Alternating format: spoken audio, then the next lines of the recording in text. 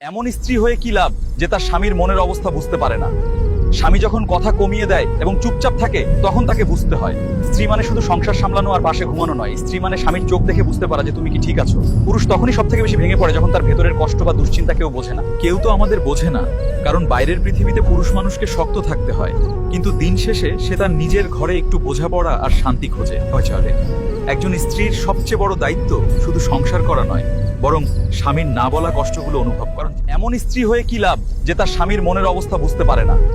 স্বামী যখন কথা কমিয়ে দেয় এবং চুপচাপ থাকে তখন তাকে বুঝতে হয় স্ত্রী মানে শুধু সংসার সামলানো আর পাশে ঘুমানো নয়। স্ত্রী মানে স্বামীর চোখ দেখে বুঝতে পারা যে তুমি কি ঠিক আছো। পুরুষ তখনই সব থেকে বেশি ভেঙে পড়ে যখন তার ভেতরের কষ্ট বা দুশ্চিন্তা কেউ বোঝে না। কেউ তো আমাদের বোঝে না, কারণ বাইরের পৃথিবীতে পুরুষ মানুষকে শক্ত থাকতে হয়, কিন্তু দিন শেষে সে তার নিজের ঘরে একটু বোঝাপড়া আর শান্তি খোঁজে।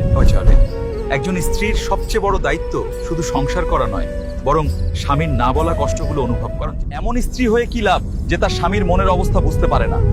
স্বামী যখন কথা কমিয়ে দেয় এবং চুপচাপ থাকে তখন তাকে বুঝতে হয় স্ত্রী মানে শুধু সংসার সামলানো আর পাশে ঘুমানো নয়। স্ত্রী মানে স্বামীর চোখ দেখে বুঝতে পারা যে তুমি কি ঠিক আছো। পুরুষ তখনই সব থেকে বেশি ভেঙে পড়ে যখন তার ভেতরের কষ্ট বা দুশ্চিন্তা কেউ বোঝে না। কেউ তো আমাদের বোঝে না, কারণ বাইরের পৃথিবীতে পুরুষ মানুষকে শক্ত থাকতে হয়, কিন্তু দিন শেষে সে তার নিজের ঘরে একটু বোঝাপড়া আর শান্তি খোঁজে। চলে একজন স্ত্রীর সবচেয়ে বড় দায়িত্ব শুধু সংসার করা নয়, বরং স্বামীর না বলা কষ্টগুলো অনুভব